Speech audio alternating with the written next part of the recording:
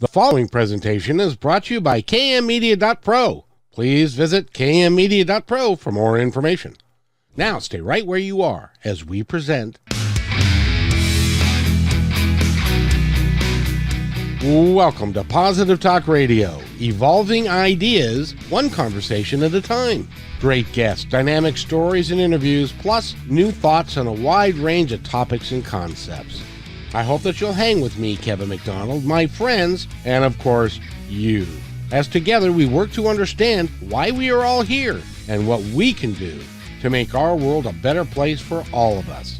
To be happy, be kind, and live in peace together. Yep, that's Positive Talk Radio.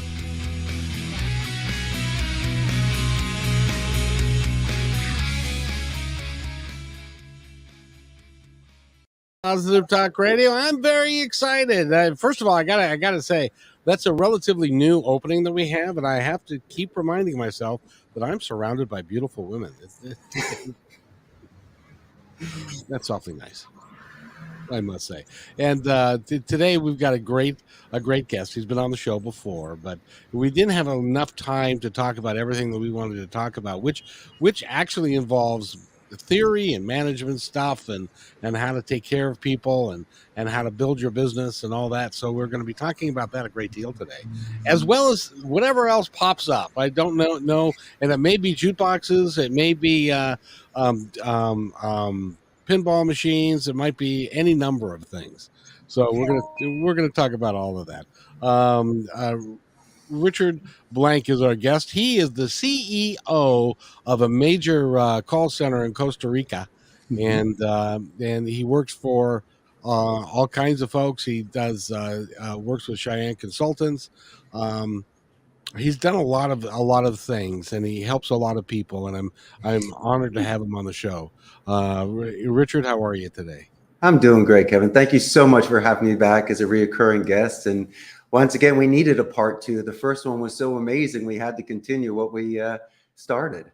Absolutely. It's amazing that when, and the beautiful thing is that the more we get to know each other, the better the shows will be, because we'll be able to work together and play off each other and all that kind of stuff. But I got to tell you, you are a very talented man that has done a lot of things in your life.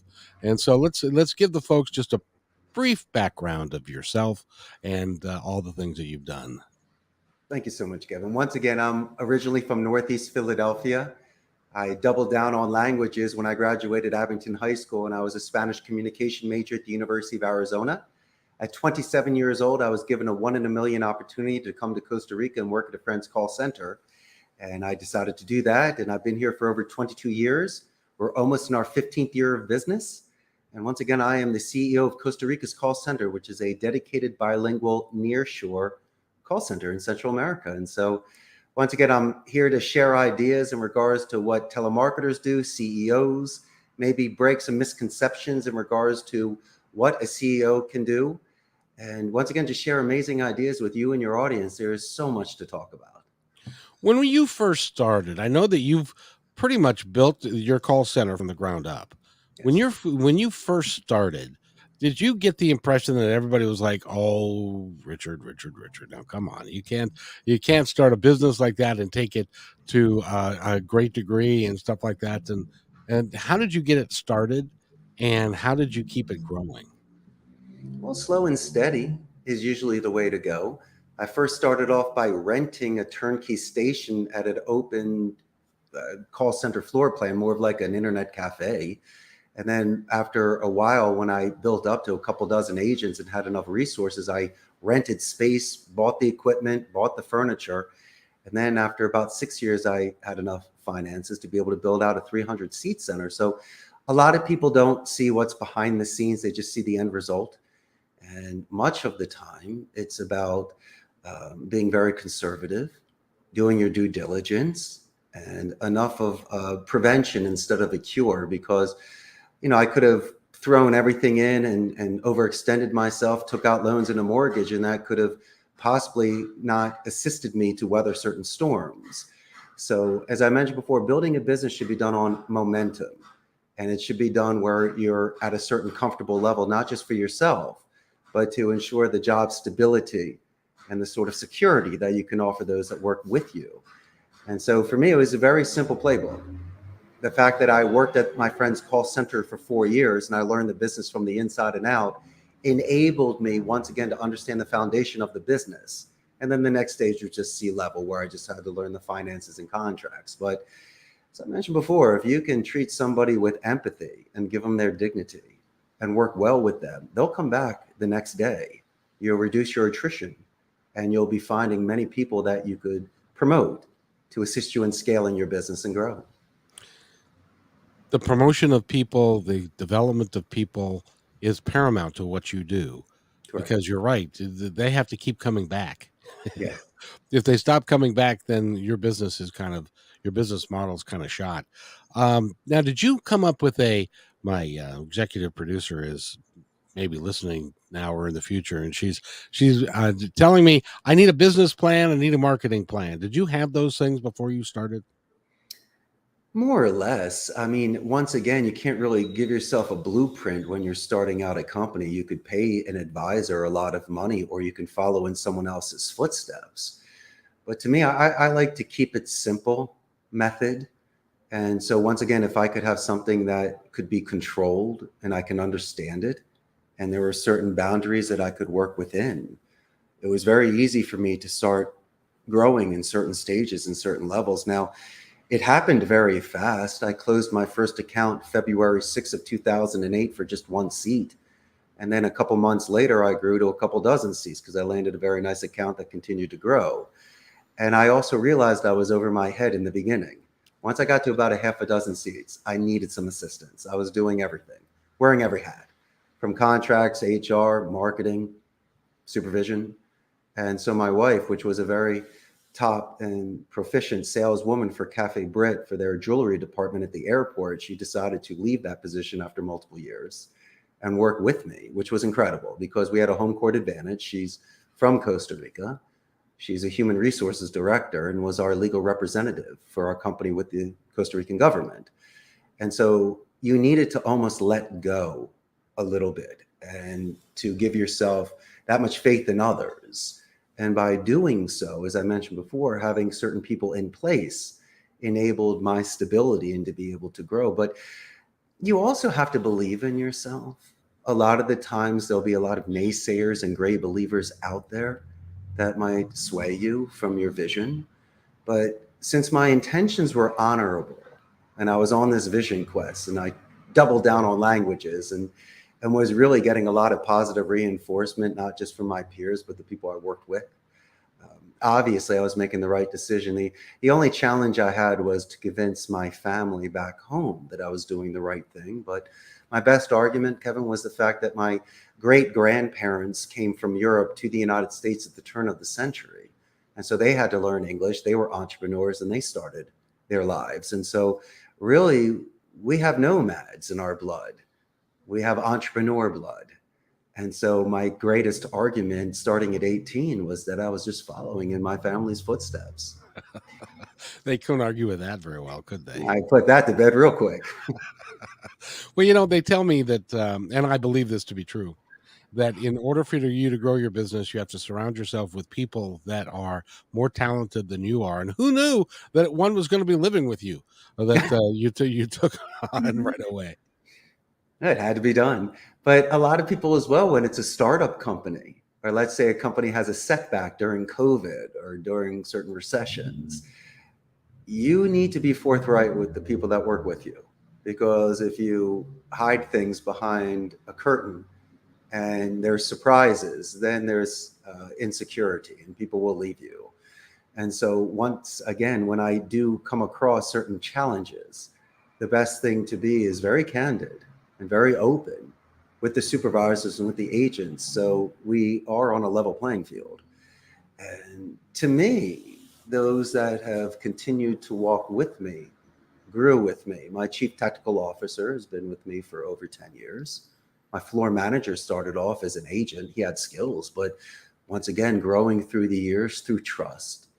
And I also love to share my ideas, to sit in on meetings, to work with them on composing business emails, or the rhetoric and rebuttals, because English is my first language. But then again, I do have the experience working with clients. And so any chance that I have to be able to share with them those sort of tips and tricks and suggestions can only increase their confidence and their ability to understand where I'm coming from. And so a lot of the times I can communicate with people without even opening my mouth. They can see my eyes, they can see my momentum, and they know exactly what I need.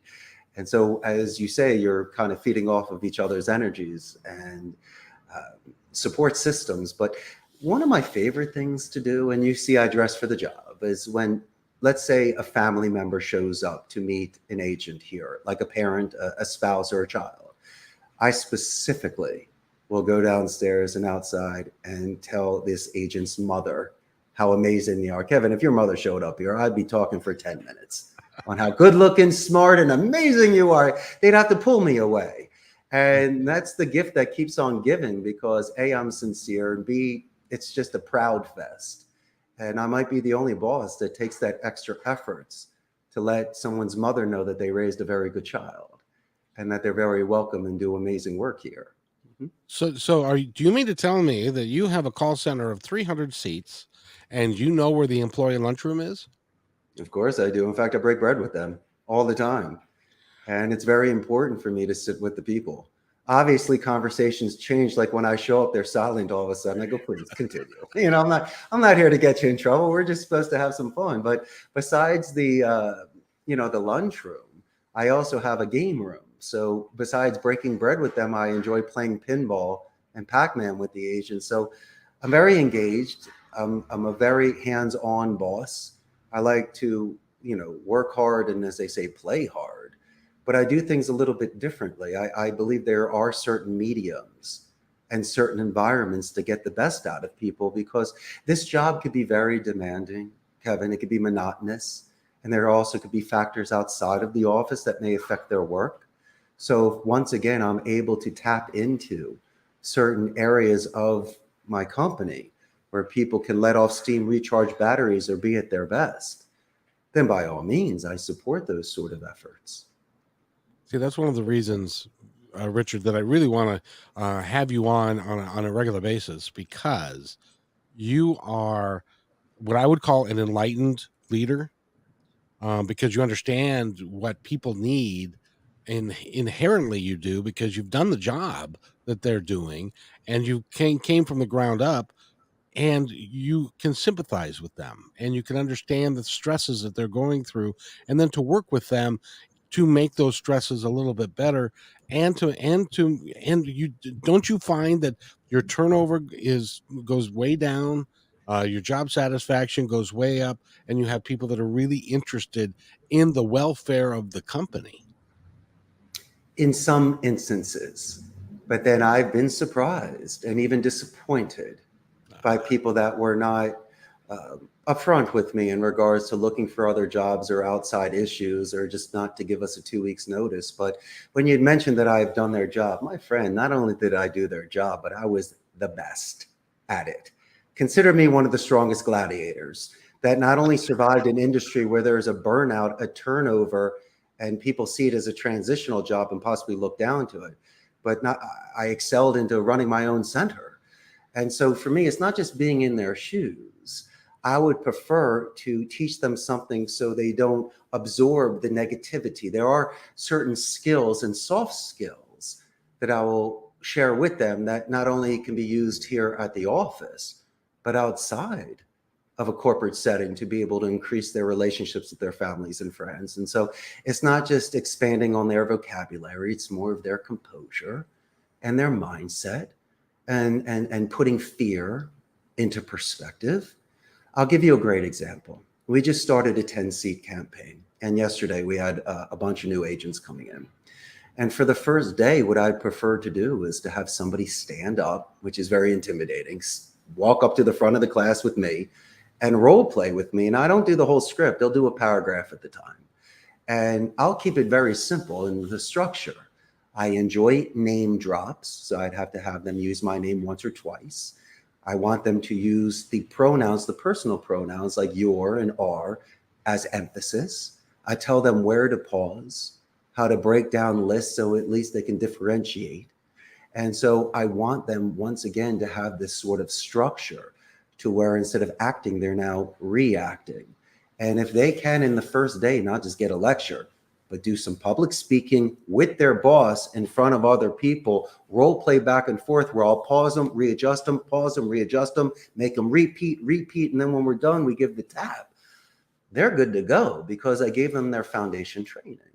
And then what they will do is, in addition to that, is to go upstairs and record themselves so they can practice the script, read the script out loud, record it, and then listen to it again. And through self-analysis, their self-improvement, because they know if they're going too fast, too slow, interrupting and not name dropping. And so when they come back to me, instead of just absorbing, Kevin, they start contributing and saying, yes, Richard, I forgot my mark here. My timing was off here, but I landed it right there. I couldn't agree with them more. And so you start seeing them go from white to yellow to green to brown, and then eventually black belt. And their ramp up time, their onboarding time is a lot faster than other call centers, is because I know what to focus on. The script and the CRM and the phone system, that's what I pay you for. That's what you need to know anyway. But if we can focus on soft skills and land an introduction and do a positive escalation to get transferred to you, then obviously you get the pass to pitch. So you might just give me the 10 minutes because you like me. So they could fumble a little bit, they could repeat something, they could stutter, but they're not going to get hung up on as long as they can land the introduction and show good faith and start becoming comfortable. Then once again, the client will allow them some wiggle room to be able to make their point. And if they can do a proper delivery, then allow the chips to fall as they may.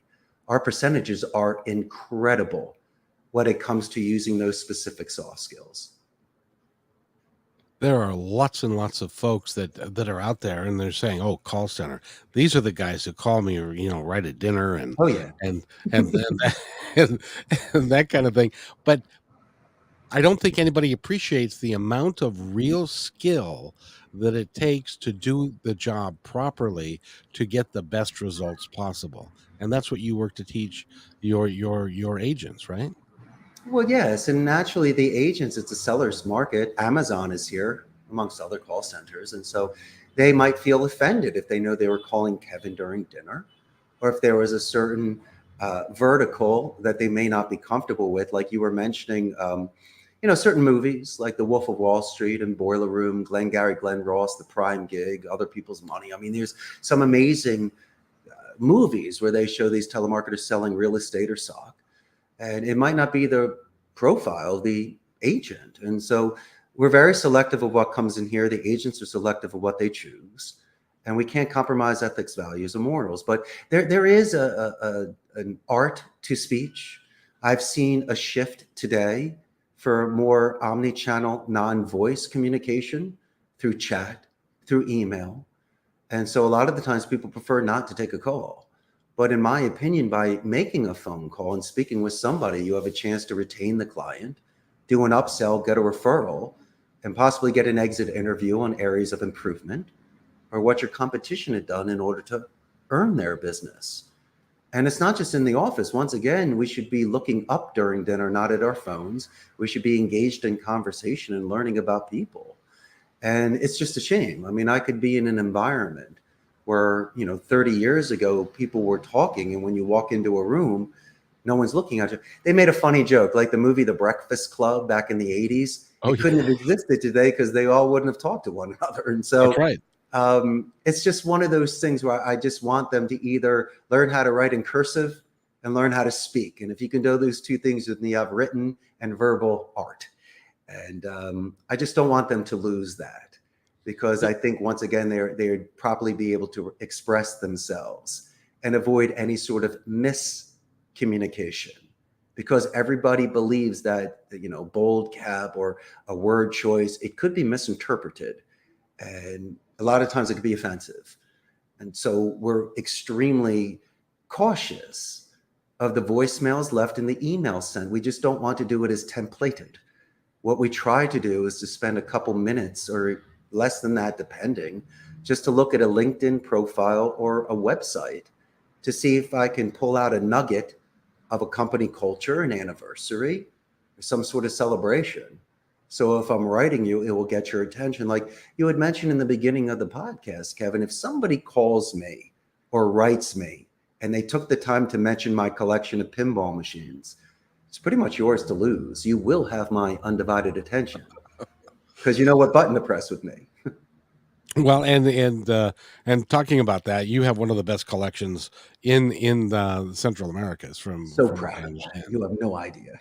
I love my machines. I But talk to them. I tell them how beautiful they are while I'm cleaning them, But they're so pretty. well, what's interesting is technology is changing. Everything continues to evolve, but basic techniques, basic sales techniques, it's all about relationship building, isn't it? I agree. I also believe it's active listening. You should be sincerely interested in what's going on at a company. And what I think is exceptionally sad is that these gatekeepers are given such a bad reputation, but in fact, they are the first line and they're representing companies in the best light. And if you treat them well and respectful and you understand the protocol of a company, they could be your greatest asset, giving you direct extension numbers, when to call back, certain areas of interest of a company. And so for me, I mentioned this so many times on all of my podcasts and with you, a positive escalation. If I speak to somebody prior to speaking with you, I will mention it verbally and I'll do it in writing. And so if I happen to call your company back, this individual not only will remember me, but will thank me for that compliment and add momentum in my sales call. And I think the worst thing to do is to lie or to say that Kevin's expecting my call or that he knows me when he doesn't, because you will get caught. You will. And if you happen to get the sale, my friend, it's most likely a one and a done. You're never going to get a long-term client or a referral out of that. So keep your reputation in check and make sure that you can do things in a certain way where you could feel comfortable ethically that you are speaking the truth. And you never have to force a fit. If you're doing the things properly, you might be asked to call back after they check your references. It might not be the best time, so they ask to reschedule a call. These are the sort of things you can't expect a cold call close. A lot of my contracts are done on a second or a third call after they've called my references and asked me questions and had meetings with other directors. And so I'm very comfortable with momentum as long as things are moving forward. It's amazing to me that there are people. Cold call is an art. It is a major art form. I used to tell my sales reps, and they looked at me like I'd lost my mind. But I said, I was a district sales manager for a food company, Mhm. and I said, if you don't feel confident, you don't feel like you can walk in confidently and talk intelligently about what you do, go home. There's no point you even going to make the call because you're just not going to be successful. If you go in and with a positive mindset and you believe in your product, you believe in what you do, you come prepared, then you can be successful. At least you're opening the door. Do you agree with any of that? I believe his intentions are honorable. You heard the expression A for effort. Yeah. There's a lot of factors that come into play. How's the list? What's the script and rebuttals like? But I do believe that most people fear public speaking than they do death. And They I do. don't understand why cold calling has such a bad rap or is so fearful, because if you think about the rewards from that, it's limitless and you could become a millionaire. And it could almost seem seamless. Strangers or friends you haven't met yet. And as long as you have thick skin and your intentions are honorable and you're putting your best foot forward, then as I mentioned before, you'll play your percentages. No one bats 1,000. I mean, you could make millions batting 300 a year. And you have to take that into perspective. And for me, there's a Spanish expression, por lo menos, which means at least. At least you did a positive escalation. At least you sent an email out. At least you got transferred. And if you could see your skills improving, and if you have the luxury of recording your calls to be able to listen to them and to study them, that should only give you that much more preparation for the next call. But fortune favors the brave. It's not for everybody. But I've seen so many different personalities, from the soft-spoken female to the aggressive male and everything in between. And sometimes it fits and sometimes it doesn't fit. But this is what I know is important. If you lie, you need to remember all of your facts, and you'll probably get tripped up every now and again. If you tell the truth, you can tell the same story now to 10 years from now.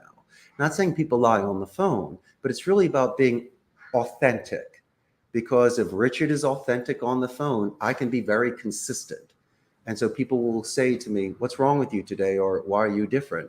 No, if I can work on and mold that sort of structure and foundation of who I am as a person, then if I am complete, then I would be able to expand and to think of others.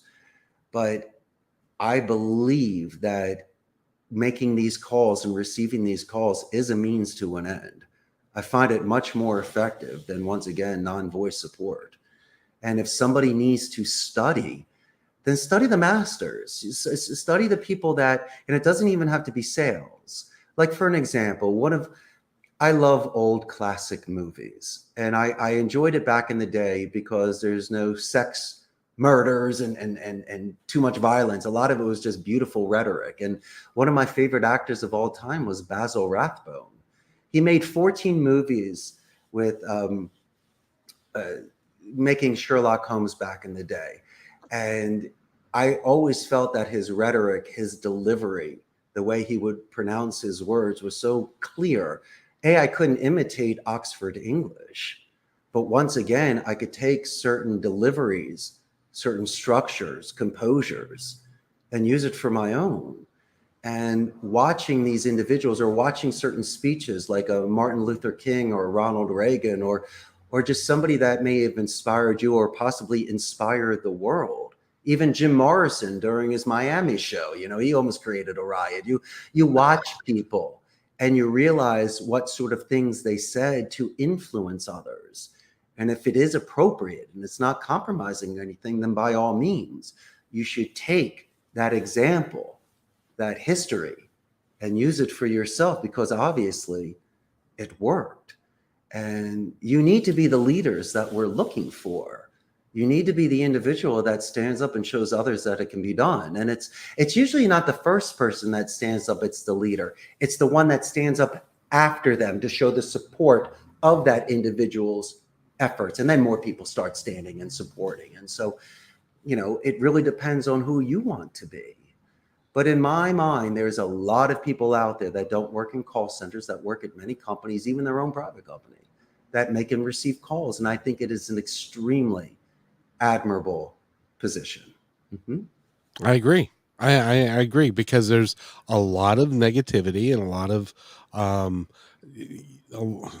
getting hung up on is not a fun experience. And when you have 5 or 6 or 7 in a row, then, of course, the way you teach it is different, because if they get hung up on, you are more interested in why they got hung up on, and how to change that, and then change that through their verbiage, or what they're doing, or the way that they're talking, or the preparation that they're doing before the call.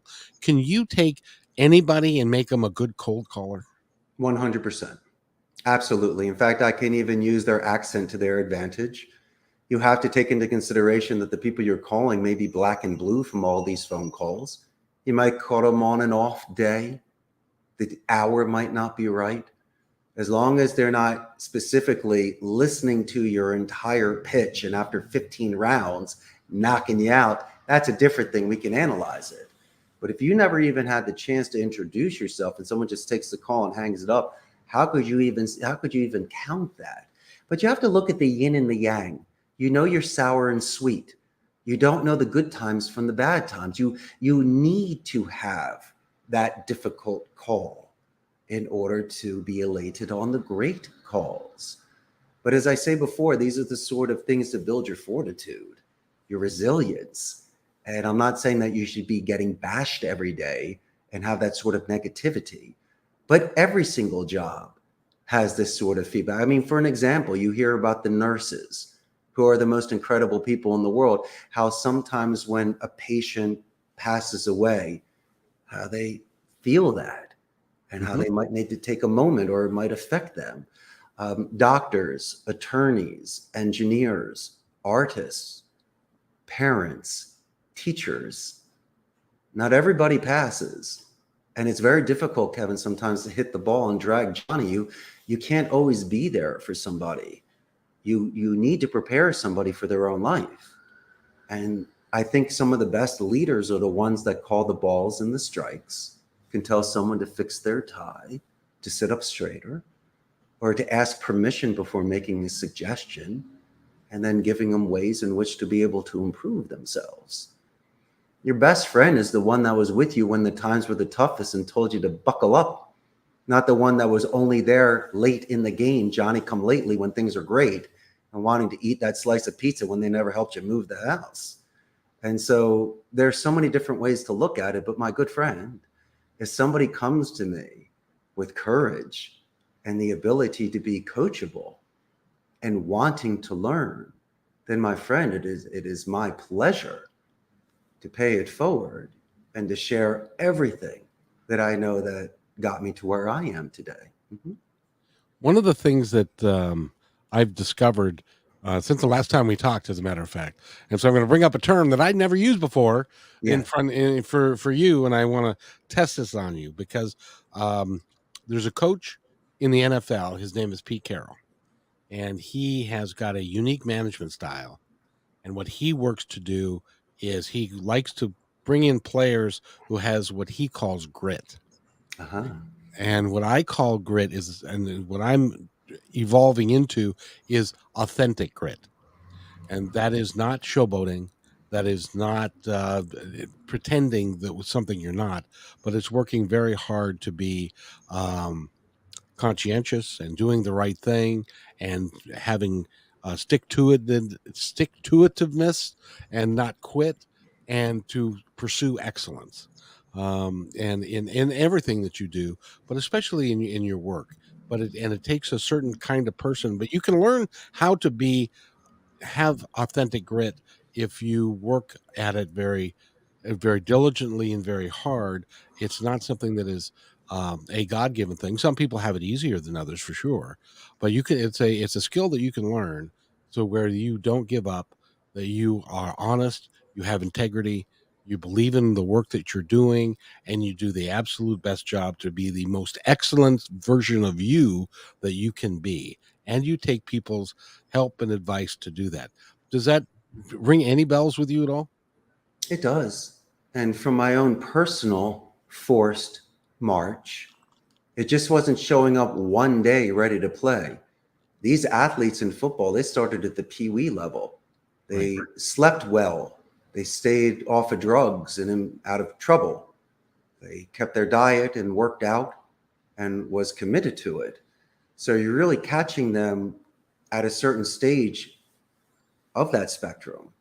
And so a lot of the times it really has to do with getting up on time, your health and hygiene, showing up to work on time, at the ready. So if you do one thing wrong, if you miss the bus, you show up late, your whole day could be ruined. That could throw you off. And so I think even the Navy SEALs talk about the first thing they do in the morning is making their bed, just Yeah. for their own self-respect, because it's tradition. It's something that's nice. You're starting strong. You end the day, you go back to the respect. And so there's some outside characteristics, Kevin, that I believe deal with this grit. And, you know, when I think of grit, I think of John Wayne, because I know he had that quote where he's going to die with his boots on. Or, you have Clint Eastwood back in Yep. those old spaghetti westerns. And, they just didn't walk into that town, picked up the gun for the first time. These men, over the years, saved towns, protected themselves, and honed their craft so it could be used for good. And I think you could be selfish with your grit and just do everything for yourself and be very egocentric. But I think grit is about standing up for the underdog, for the little guy, for the one that may be insecure and not knowing if it could ever be done. And so I think grit could be very addictive. I think it could easily be shared. And it definitely is done through action, not through speech. And I think when people stand up for what they believe in, and they stand up for people that are being bullied or someone that has a difficult time expressing their opinion, that takes a lot too. And so I don't like rebels, and I don't like people that rock the boat. You could consider that grit, where they're just trying to, once again, push the envelope and see how far they can move the line. But I think if you have that sort of energy and you're able to adjust it accordingly, it could work. One of my favorite movies of all time was Francis Ford Coppola's The Black Stallion. It was an amazing movie that was made in the 70s. And, you know, it's about this amazing horse that was the fastest and the strongest and had all the skills, but it never learned really how to run around a racetrack before it was trained. So it was just so wild with all this energy. And they were able to harness that and use that to be a success. And I think it's a beautiful thing. I mean, look at Secretariat. Imagine it could have just been a horse in a field that was just beautiful, but instead they tapped into that potential. And look what that horse is, the greatest, racehorse of all time. Yep. And so I think a lot of the grit has to do with finding the exact place for that grit. And if you find the exact, canal where that could be placed, then it's proper, and it will only build on itself, and people will gravitate towards it. And, you might say that I have grit moving abroad. To me, it just felt natural. So one man's grit is another man's destiny, in a sense. Well, and the reason I call it authentic grit is that when you're inauthentic and you are using it for improper purposes, that is inauthentic grit.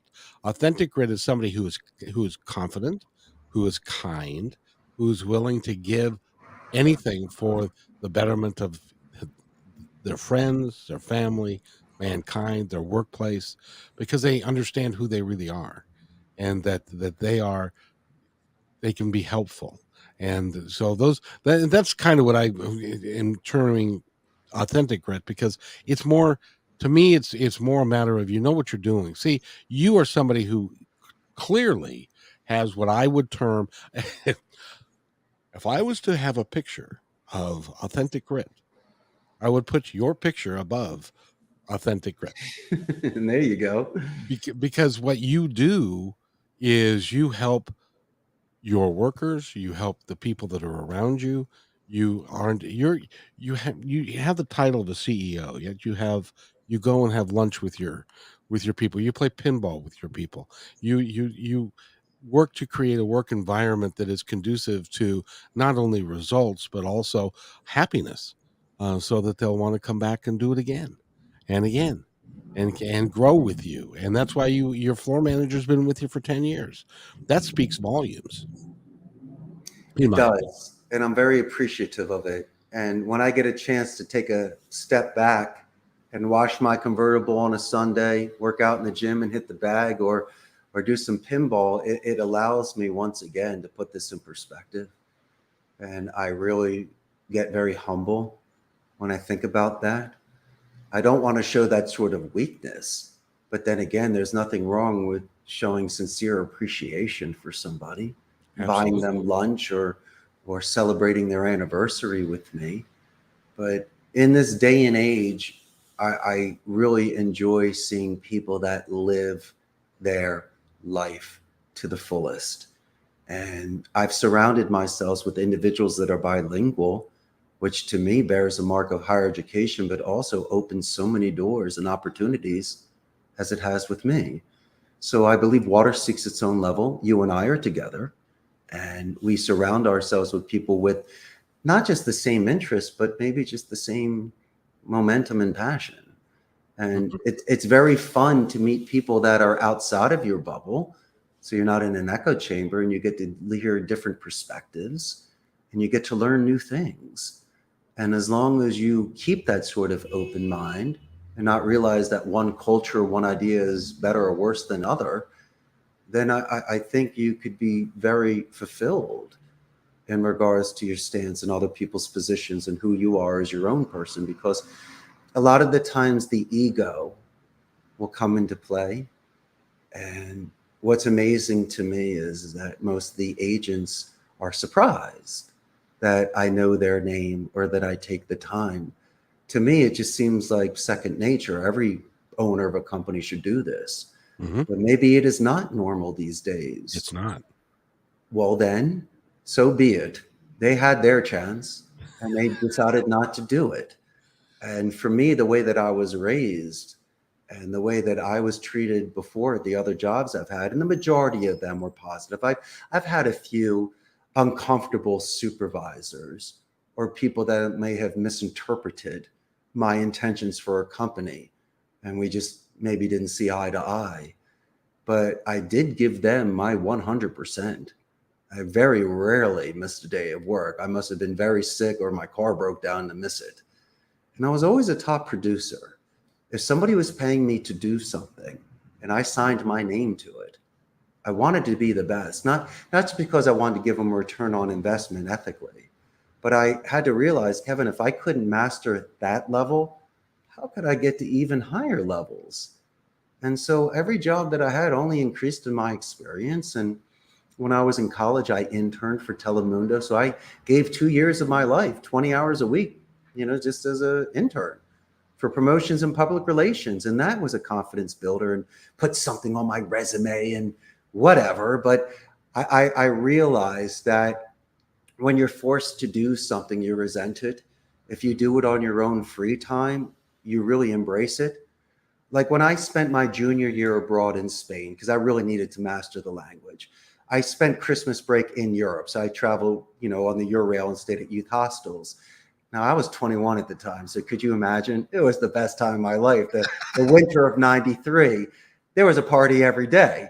And when I was meeting these individuals at these youth hostels in Paris and in Prague and in Greece, they want to go out partying even in the morning. They wanted to start. And I said, hey, listen, Kevin, I'll catch you at the bar in the afternoon. Do you want to come with me to this museum and see the ruins? A lot of the times, my friend, I had to go by myself. When I was younger and I used to be forced to go to the museums with my dad on a Sunday, I would hate it. But when I was 21 and I went to the Louvre or the Peggy Guggenheim and I would go to the Prado on my own, I really was enriched and I really learned about humanities. And I shed some skin and I became more mature and I really understand certain parts of life that were that much more beautiful. And I could talk about it. And I was also proud of myself because I wasn't at a bar at 11 a.m. I showed up at 5. The rest of the day, I was checking out things around the city. And so once again, I was taking the most advantage that I could of this situation. And looking back at it now, I am so happy that I did these things, because when I meet people that have shared that sort of experience, we can talk about that. And I realized that I've become more cultured.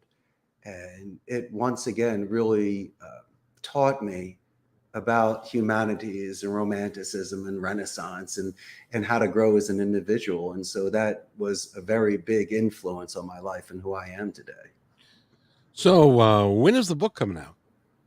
I got no clue, but I do know this, that the book will be a children's book. And I'll give you a hint. It's going to revolve around mini golf and Rube Goldberg experiments. So get very excited for that. Then the other thing I want you to do, I think that you would be a terrific corporate trainer and a motivational speaker. I think that would be, you would be awesome at that. I would love that. My favorite is when I listen to the calls or if something's live, to do that live training. And I love to walk the rows and I love to sit with people, because as I mentioned before, if you're afraid of the cops, you shouldn't be, because you're not breaking the law. And if you're doing your job, why are you afraid of me? If I can be next to you and you cannot be afraid of that and feel that energy and work, you're growing levels again. And it would be my pleasure to work with individuals that way, to be able to pass it forward. Mm-hmm. There's some folks making some serious money doing that, that are not as gifted as you are, because I just in listening to you, believe you have your head on straight. You know what you're doing. You know where you're going. You know where you've been, and you're not, and you are, you've got balance in your life, and you're working to make stuff better. I just applaud that you started from nothing, and now you've got a 300 seat. Is it still 300 or is it more? I have 300 seats. I currently have 150 agents, but I could grow to 300. And COVID pushed us back a little bit in regards to our momentum. But my current campaigns are growing and a lot of stuff is coming in. So talk to me next year and we'll see if I might be looking for a second location. But in regards to these professionals, and they're phenomenal, I've listened to so many in regards to persuasion, leadership, public speaking, wellness, the whole shebang. And as I say, it's almost like music genres that some people prefer someone's style compared to my style. My style is a little bit different. It's really more of just the foundation training on just common sense, soft skills. I wish I cracked a code and told you something creative. I know we spoke before about phonetic micro expression reading. So of course I do have a couple unique things that I brought up, but mostly everything that I'm talking about, like as a positive escalation, active listening, and rebuttals and repeating questions back for clarification.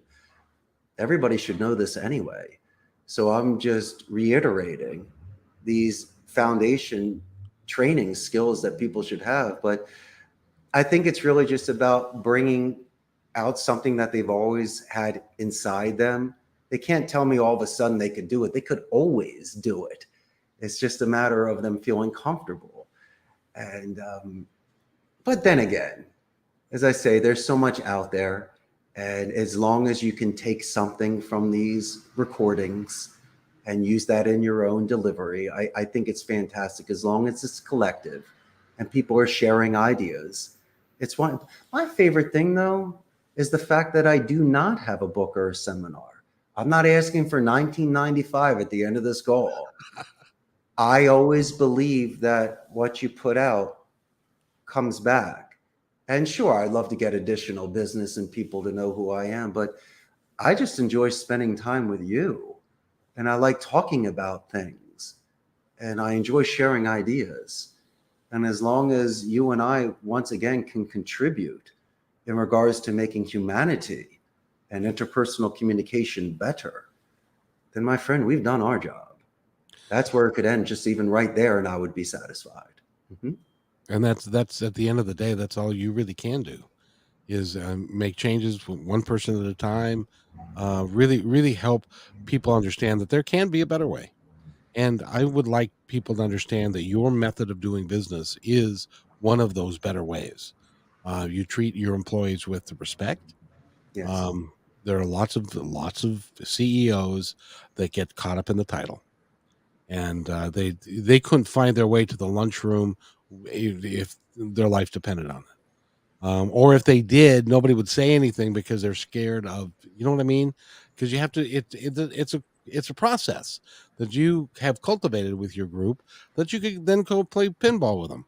And did you have an air hockey table, by the way? We do have an air hockey table, beautiful dynamo, and I painted the colors for the Philadelphia Flyers. You have your orange and black on it. But what I love are these eccentric millionaires and billionaires that have so much money, they can only eat so many dinners. And once they don't need to work, they become philanthropic and they start contributing to society. And so there's not that sort of pressure. And so I think if somebody can elevate past finances and just do certain things in life, even if you're not a multimillionaire, but if you just do volunteer work or work with your neighbors or even internally with your family, I think it's beautiful. I think it's more natural. My main goal initially was to see how many families I could feed.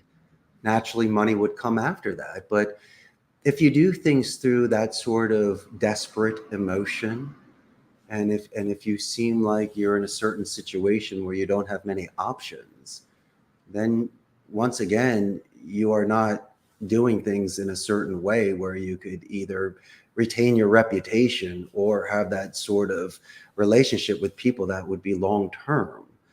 And so I knew that in the beginning that I'm a guest in this country, in Costa Rica. I'm only as good as my reputation here. And unlike other companies that do not put the biography or photograph or profile on their websites of the owners of the companies? I do. Does that Yep. make me a target? Of course, for certain haters.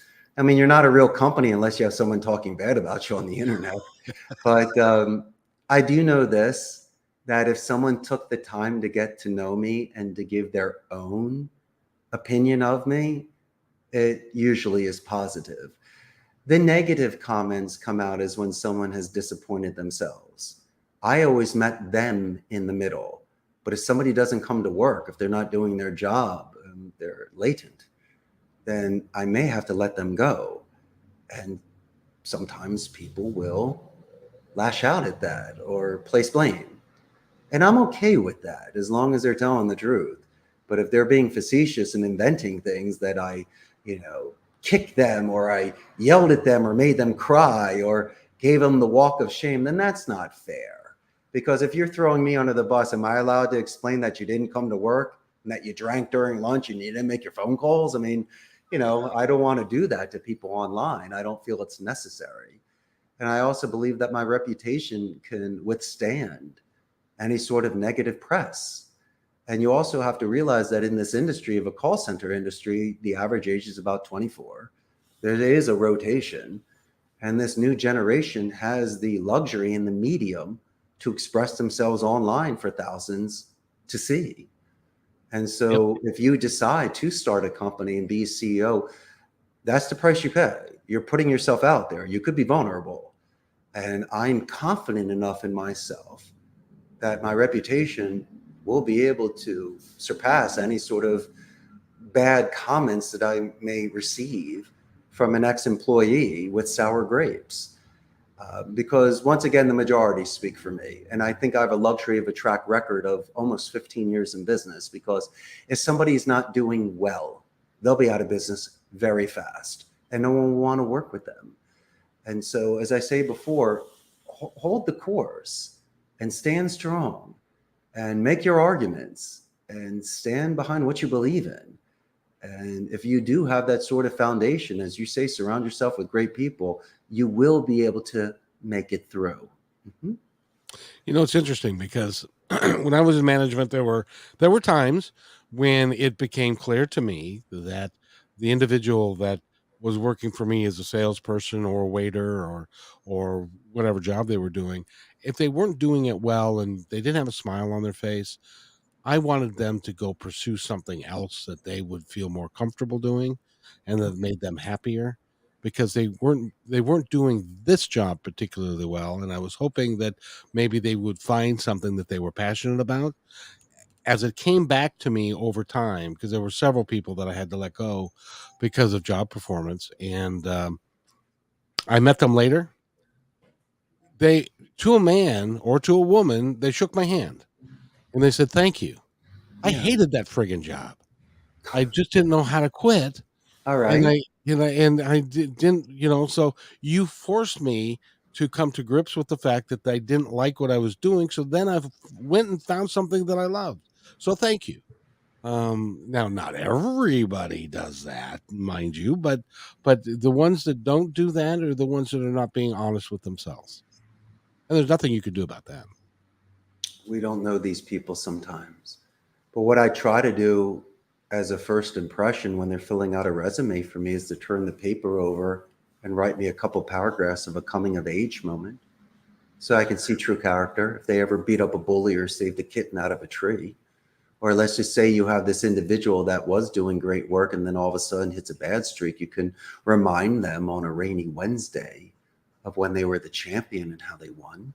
I believe in right bus, right seat. They might not be in the right position at your company, but you find somewhere else for them because they definitely belong. Or you, like you can be, Kevin, and probably the best one at it, just the best big brother you can, and laugh and cry with them and let them get it out.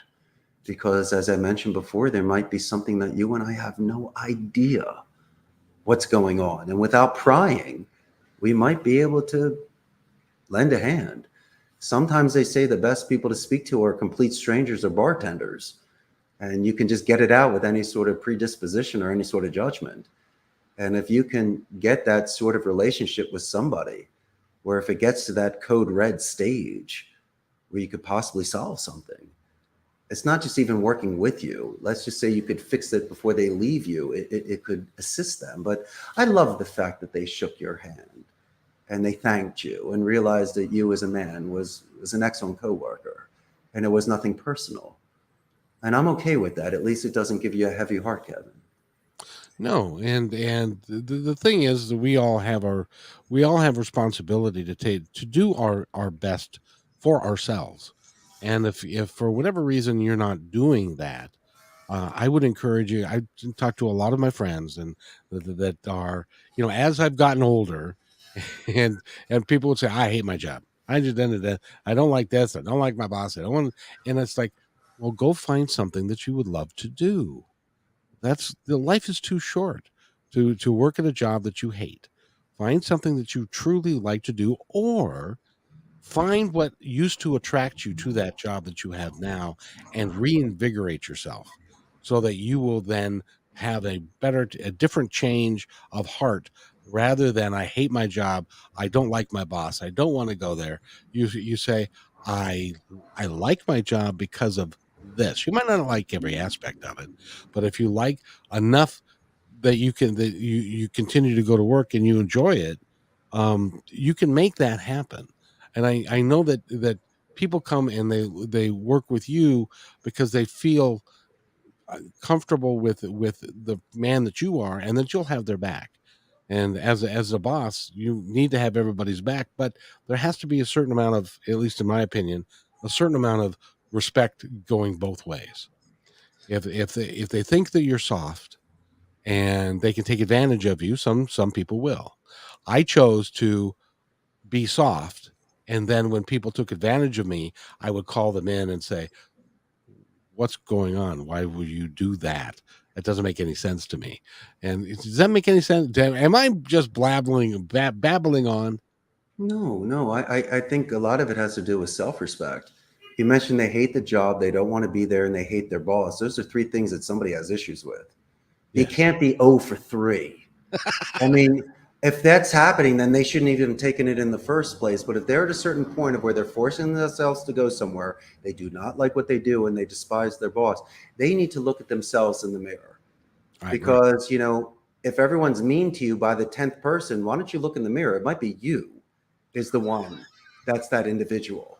That You know might what be they say that about that? consistent variable. Yeah. And When, they also have to put themselves in the boss's shoes.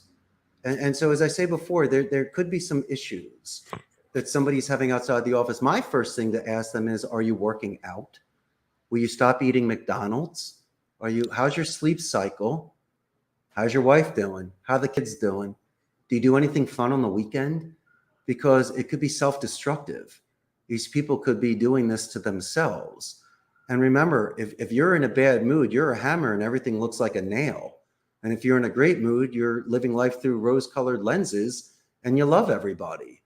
And so, as I say before, someone could see a puppy and hate it while you and I see the most beautiful creature. And so when someone has such negativity towards multiple areas, I think it's more within. I don't think it's you.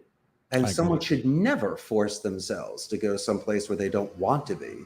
And let me put it to you this way: they should have never accepted the job in the first place. If they probably liked it in the beginning, they were interested in the beginning, so you caught them at a different head.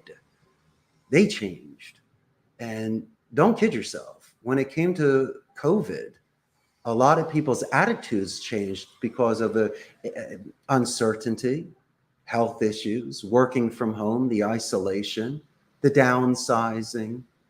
I mean, it was stressful all around. And you can't expect somebody to be, living in a fantasy land where nothing is happening around them or playing a fiddle when Rome burns. But then again, I think collectively, if everybody once again works together, we could resolve these issues. And these individuals, how much have we invested in them? How much time? How much money? So I'd So hate to lose that individual and that individual to lose that reputation. And so you almost have to take it, Kevin, on a case-by-case basis. I also believe, my good friend, in preventions instead of the cures. It should never get to the point of hating job, hating you, and hating their work. We should have stopped that a long time ago. before it got down to first and goal. We should have been way back with our defense on that. And I that's agree. the sort of suggestion that I can give into somebody that might be dissuaded from their jobs at the moment. Yep, and if you're not happy, just go. Life is too short. Find something that you will be happy about. And you mentioned earlier about the difference between trying to do something or trying to create something Hmm. and having money be an obstacle Okay. versus not having to worry about the money aspect of it. Okay. That's where I am, is that I've got a place that I have, and so I don't have to worry about. I'm spending money on the radio show that I do. I spend money on this, but that's okay. I don't have to worry about it. So it's not like a drumbeat of. So I have time to allow it to grow and to be able to talk to people like you, and because I thoroughly enjoy our conversations together. But what happened to the time before? And I do too. But what happened to the time before you had this money? But You were before, still the same individual. You still yes, got to this point to have that sort of comfort level. So, as I say before, we all have the same 24 hours in a day. You can bite your nails, right. or you can do things differently. If money is how you're going to gauge your lifestyle, you and I have never made enough. People could judge us on that, and that's not fair, because I believe that, once again, you can't take it with you when you take your final breath. And jewels and gold, they lose their luster. And so you could stack as much money as you want, but you may be the loneliest person in the world, and you could be penniless and the most popular person in the world. I mean, look at Gandhi and Mother Teresa and the influences that they had. Yeah. And my favorite people are the performers that had the vigor before they became famous.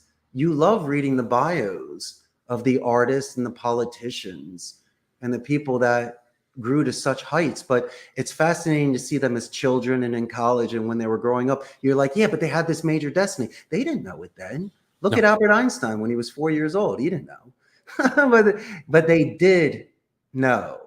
These individuals, in their hearts of hearts, knew at the end of the day, they at least had shelter over their head, a meal, even if they didn't have $1 million in the bank. That's not what they were going for. These people were just trying to contribute to humanity. Finances come second. And for me, my most main thing is to see if I could even do this, and to start a company just to say, wow, look what happened. Little did I know it was going to grow to such an extent. And so you mentioning the pinball machines, that's just my reward. I mean, that's me treating myself, because I love that stuff. But what makes me comfortable is what my grandmother taught me, is to save my money so I could sleep at night and so I could weather storms.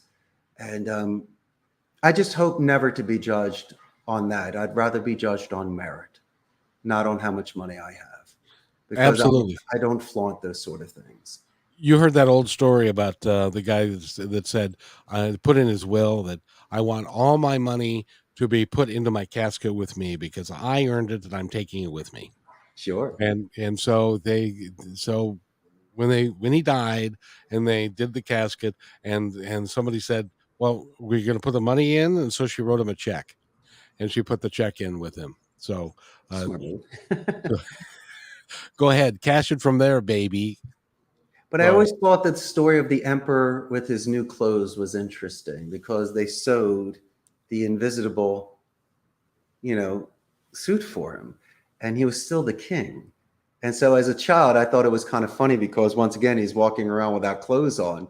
But when I was a little boy, I also realized that regardless of his clothes, he was still a king.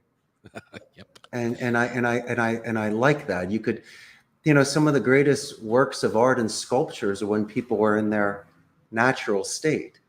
Depending on where you are in society, you could be embarrassed by seeing somebody, in that sort of position, or you could look at it like, David in Milan, Italy. I mean, you see this beautiful work that's there of this individual in a natural state of just strength and of beauty. And I think it's amazing when people are just judged on their essence, on who they are, because there's that philosophy when you show up to a date: do the flowers speak for you, Or do you speak for the flowers? Usually you say, hello, the flowers are great. You put it in a vase and now you're out to dinner. They're not bringing that along with them all night. It was just the intro. It was a compliment. It was a side dish to you. And Exactly. to me, I got. go ahead. Oh no, go ahead. Go and finish your thought. It's just kind of strange when people expect a CEO to act a certain way or to have these sort of bells and whistles. So I guess I don't fit into that mold. I never really wanted to. In fact, it's somewhat embarrassing when people do this sort of thing, or they step aside, or they, hold me in such a certain esteem. Once again, I'm only human. I'm just a man. And I would prefer, once again, to get the respect as an owner of a company, but don't place me in a white ivory tower. I'm not on this sort of high horse. As I mentioned before, I've had my highs and my lows. And as long as I can relate to people in that sort of way, then that is comfortable for me. Then maybe I made that sort of connection. And you have today again. And I thank you for coming on and talking with us, because you genuinely have got a lot of terrific insights. You've obviously traveled the world. You've seen some great sights. You are interested in learning and becoming more than. With what you do is you impart that with the people that you surround yourself with. They also then want to become more than. And being bilingual and working with learning how to do this, you're providing these guys, even though their average age is 24, you're providing them with a skill that they can take anywhere at any time for the rest of their lives and All make the a world's a ton of money. stage. Yep. We're doing old school. I don't need to bring something with me to plug in, to download, to have electricity. As long as somebody speaks well and listens well, as you mentioned, it could be done anytime, any place, anywhere with anyone. Mm-hmm. And so it's like you're the CEO of a company, but you're also the teacher and the professor of an academy of people that are learning how to, and you're giving them the gift of self-reliance. Because if you can walk in and you understand how to sell and you understand how to communicate with people, you can do anything. Do you remember the movie Slapshot back in the day with the Hanson brothers? It's one of the best movies ever. I'm Paul Newman. I'm Reggie. I'm a coach, but I'm also a player. And I always found that the best people were the ones that were with their people, like General Patton. Exactly.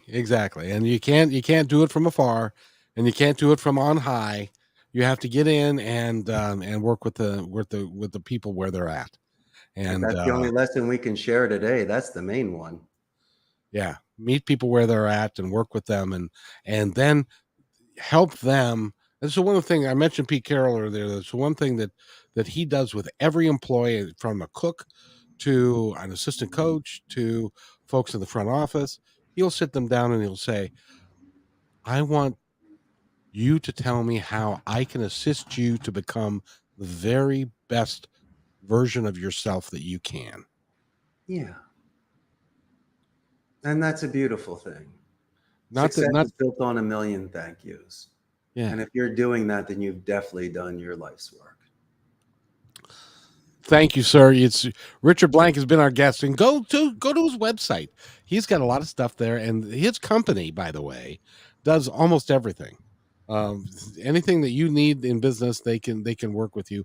If you want to give him a call to talk to you about you doing a campaign for them, if somebody happens to be listening today or in the future, how do they get a hold of you? What's the best way?